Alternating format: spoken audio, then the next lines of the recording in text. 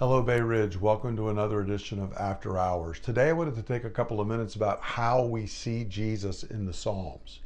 As we were looking Sunday at the beginning part of Mark's story of the crucifixion, at the scourging that goes on and all the scorn that is heaped upon Jesus, and then as he makes his way out to the cross, we were seeing that there's a lot of Old Testament allusions in that story. I went through and showed 5 or 6 of them.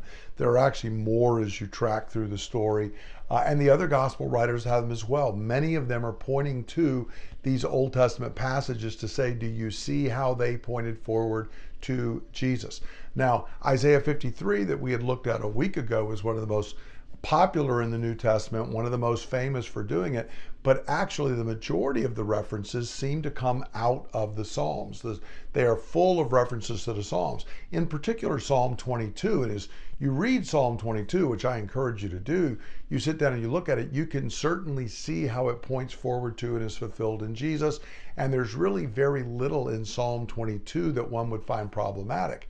However, Mark makes allusions as well to Psalm 69 and Psalm 38, and both of those, while they have these references that do seem to be fulfilled there at the crucifixion, in Psalm 69:5, the psalmist speaks of his folly and his guilt before God.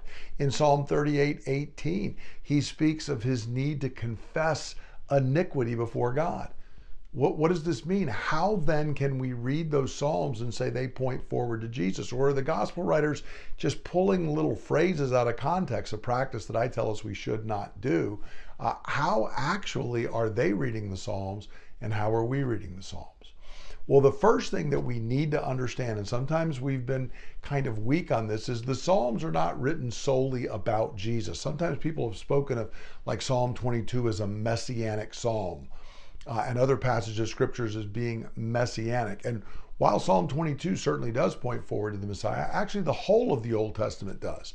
And when we make a statement like that, Psalm 22 was not written first about Jesus. It was not David sitting down and saying, I think I'll pen a song that's about the Messiah who's going to come. They are written by David and others about real life situations, expressing their real life experiences, emotions. It is the prayers that are arising out of the people of God as they experience life in this world. In other words, the initial subject, the initial focus and fulfillment was in their lives. And therefore, that included their own sin. Sometimes their suffering, while predominantly for the cause of God, did include their own folly and sin. And so they readily weave those into their prayer. So we don't want to go in and be guilty of just ripping verses out of context. And that's not what the gospel writers were doing either. So then how can they say a psalm like Psalm 69 or Psalm 38 would point forward to Jesus? Well, this is because the Psalms speak a lot of the righteous sufferer. This is a category that is very, very big in the Psalms. They usually are lament psalms where one of the people of God is experiencing injustice and pain and hardship in this life, and they are crying out to God relative to that. That is the focus in Psalm 22, but also Psalm 38 and 69 and many, many others. And this is David and others experiencing real pain, real suffering, real difficulty, and usually it is for God's cause. In other words, while David certainly did sin and bring on himself problems from his own conduct, many of these Psalms are David crying out precisely because he is trying to seek God. He is a righteous sufferer.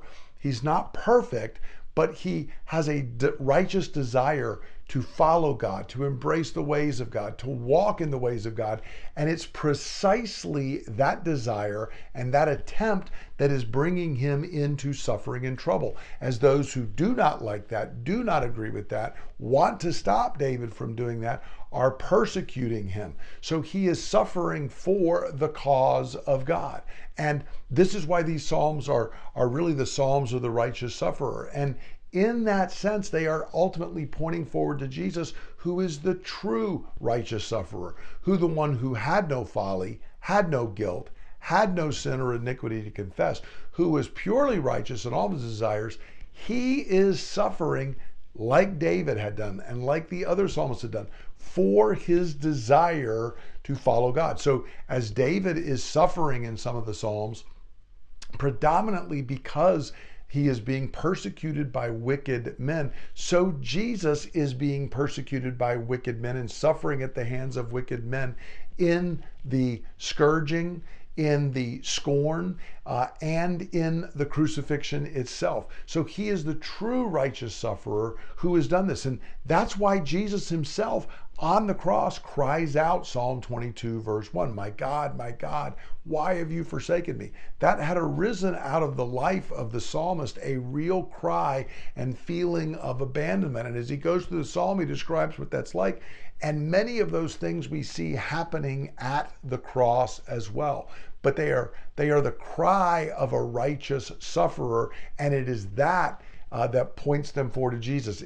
That is how they apply to Jesus. And I should point out, again, it's not just a couple of Psalms so that the gospel writers are wrenching these things out. This is the structure of the book of Psalms as a whole. It is a central theme in the book of Psalms. So if you notice in the book of Psalms, if you begin, Psalm 1 and 2 are introductory Psalms, and I've taught on that before where they are. But if you begin at Psalm 3 and you work your way forward, most of the early Psalms are laments. They are cries of a righteous person who is experiencing suffering and pain, many times at the hand of evildoers. But the book of Psalms ends with praise.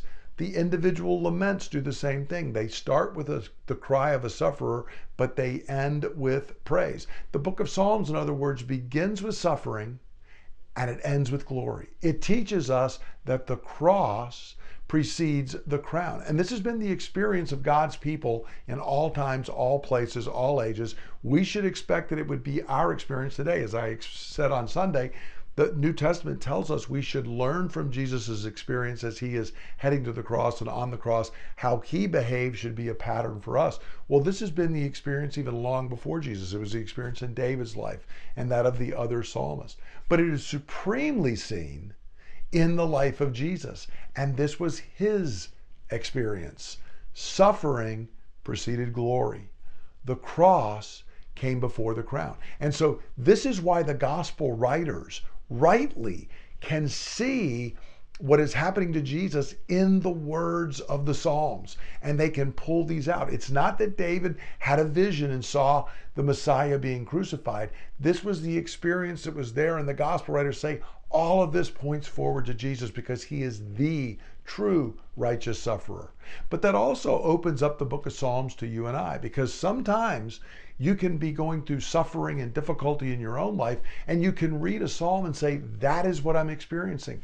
And it is there to allow us to give words to what we are experiencing, to our own suffering, to be able to pour them out and use the very words that God has given. They were true in the life of David. They were ultimately true in the life of Jesus. And we feel the echoes and reverberations down even to our own times in life. So this is how we see Jesus in the Psalms, how we see his experience, how it's right to see them as pointing forward to him. It's also how the Psalms become a prayer book for us today. Hope this is encouraging and helps you think through how we want to read the Old Testament in light of Christ and handle it adequately and accurately, not mishandling the text, but rather using it the way actually the gospel writers and the other writers in the New Testament do. So I hope this is helpful to you, and I look forward to us gathering this Sunday as we continue to worship our great God.